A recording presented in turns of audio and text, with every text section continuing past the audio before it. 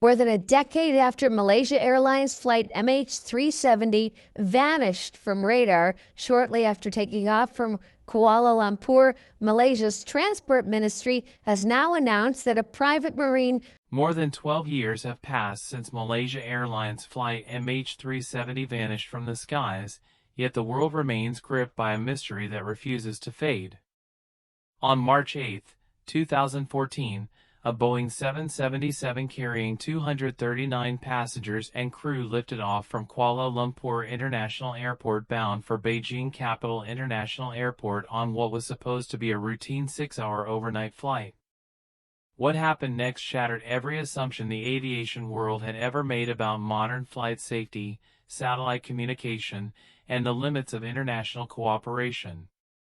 Today, new underwater footage and the latest findings from the most advanced deep-sea search operations in history are pulling back the curtain on an aftermath that nobody anticipated, and the picture being revealed is far more haunting, complicated, and emotionally devastating than the world ever imagined. To understand the weight of what this new footage and these new searches are revealing, you first need to understand just how completely MH370 disappeared. Approximately 40 minutes after takeoff, the aircraft's transponder, the device that broadcasts a plane's identity, altitude, and position to air traffic controllers, went silent. There was no distress call, no mechanical warning broadcast, and no indication from the crew that anything was wrong. Civilian radar screens simply stopped tracking the Boeing 777, as though the aircraft had been erased from the sky. What made this even more unsettling was what military radar data later revealed: the plane had not simply fallen from the sky. Instead, it had turned deliberately, swinging westward across the Malay Peninsula, weaving through airspace shared by Thailand and Malaysia, and then curving southward into the vast, empty expanse of the southern Indian Ocean, one of the most remote and inhospitable stretches of ocean on the face of the earth. Someone, or something, had redirected that aircraft with apparent intention, and yet no explanation was ever broadcast, no emergency was ever declared.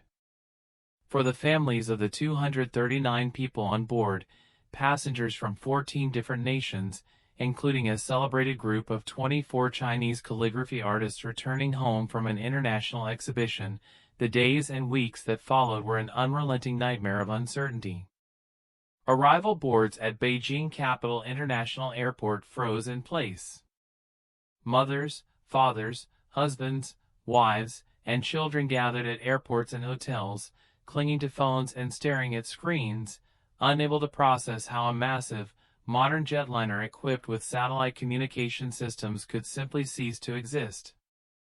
Officials from Malaysia's government attempted to manage the flow of information, but their early statements were frequently inconsistent and contradictory, which deepened public distrust and intensified the anguish of those waiting for news. The emotional wound opened on March 8, 2014 has never properly healed, and everything that has come since, every new search effort, every piece of washed-up debris, every announcement from investigators, reopens it with fresh force. The official international response to the disappearance was extraordinary in its scale. More than 24 nations pooled their naval assets, satellite networks, and aerial reconnaissance capabilities in what became the largest and most expensive aviation search in recorded history. Australia took the lead in coordinating the southern Indian Ocean search, working alongside China, Malaysia, the United States, the United Kingdom, France, Japan, and many others. The total cost of the initial search effort exceeded $157 million, and searchers scanned more than 120,000 square kilometers of ocean floor and surface. At the heart of the search effort was a critical piece of satellite technology. Data from the British communications company Inmarsat revealed that MH370 had continued transmitting automated hourly handshake pings to a satellite long after its transponder went dark.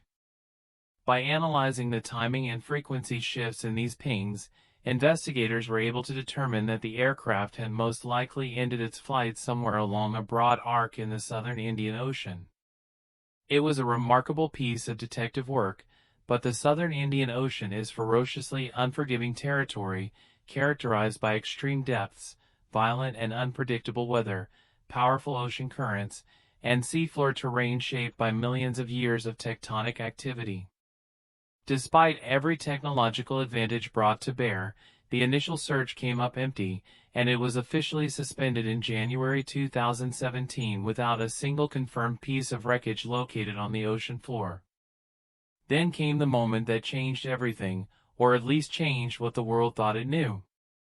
On July 29, 2015, a beach cleaner working on the shores of Réunion Island, a French territory sitting in the western Indian Ocean roughly 3,700 kilometers from the primary search zone, discovered a metallic object partially buried in the sand. The object was approximately 2 meters long, clearly aeronautical in origin, and encrusted with marine organisms. It was a flapron, a hinged control surface on the trailing edge of an aircraft wing. Within weeks, investigators matched a serial number on the piece to parts used in the manufacture of a Boeing 777, and French authorities subsequently confirmed with certainty that the flapron came from MH370. It was the first confirmed physical evidence that the plane had indeed crashed somewhere in the Indian Ocean, and it proved definitively that the Inmarsat satellite analysis had been pointing investigators in the right general direction.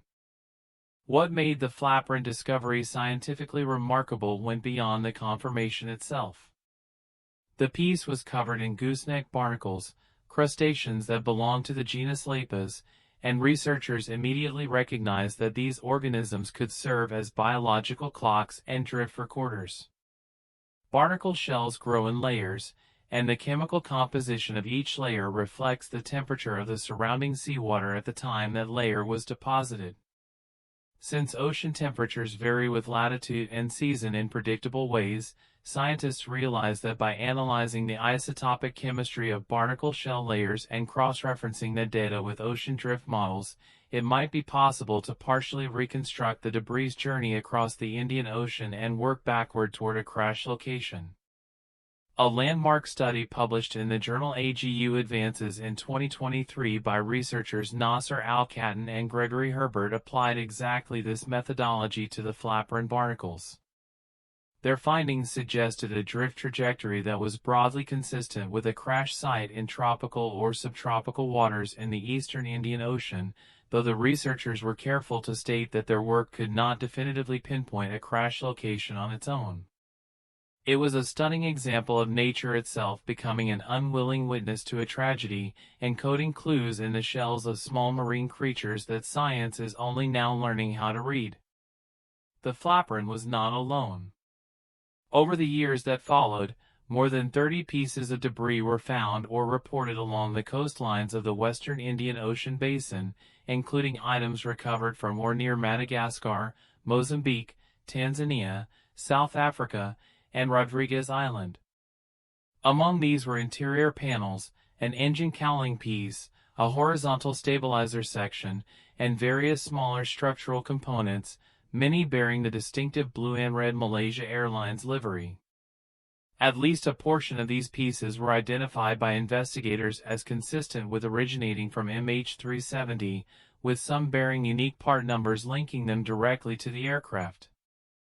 The sheer geographic spread of these finds, scattered across thousands of kilometers of African coastline, spoke powerfully to the ferocity of Indian Ocean current systems and the extraordinary distances that floating wreckage can travel over months and years. Taken together, the debris confirmed what satellite analysis had suggested. MH370 had ended its flight somewhere in the vast eastern portion of the southern Indian Ocean, likely in water several thousand meters deep. The discovery of all this surface debris, however meaningful, still left the core of the mystery untouched. The aircraft's fuselage, and crucially, its flight data recorder and cockpit voice recorder, the so-called black boxes, remained somewhere on the ocean floor, beyond the reach of any search conducted thus far. It was this reality that drove the formation of a new search effort, one that would bring together the most advanced autonomous underwater technology ever deployed in the service of aviation investigation.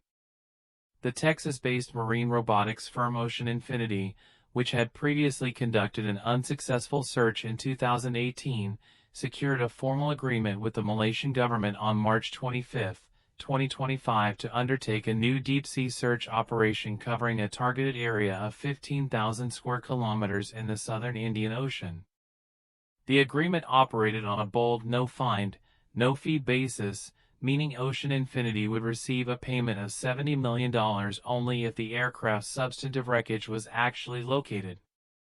This arrangement reflected both the company's confidence in its technology and the Malaysian government's understandable reluctance to commit public funds to another expensive search with uncertain prospects.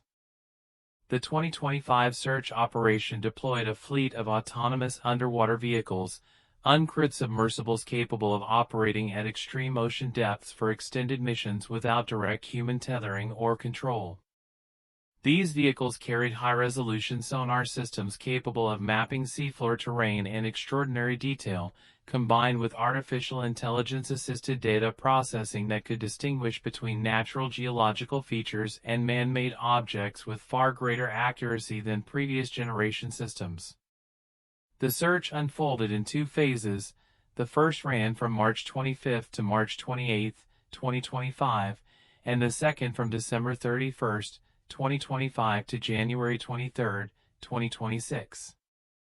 Across these two phases, Ocean Infinity's vessels completed 28 operational search days and mapped approximately 7,571 square kilometers of seafloor within the designated search zone.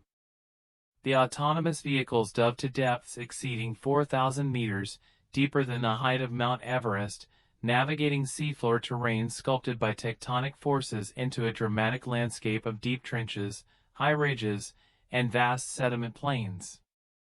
The data they returned was visually breathtaking and scientifically invaluable, producing detailed maps of ocean floor regions that had never previously been surveyed. And yet, when the results were tallied and the data fully analyzed, the verdict delivered by Malaysia's Air Accident Investigation Bureau was the same devastating word the world has heard so many times before in connection with MH370, nothing. As of the official update released in March 2026, the search activities undertaken by Ocean Infinity between March 2025 and January 2026 had not yielded any findings that confirmed the location of the aircraft's wreckage. Weather conditions periodically disrupted operations, and Ocean Infinity ultimately departed the search area on January 23, 2026.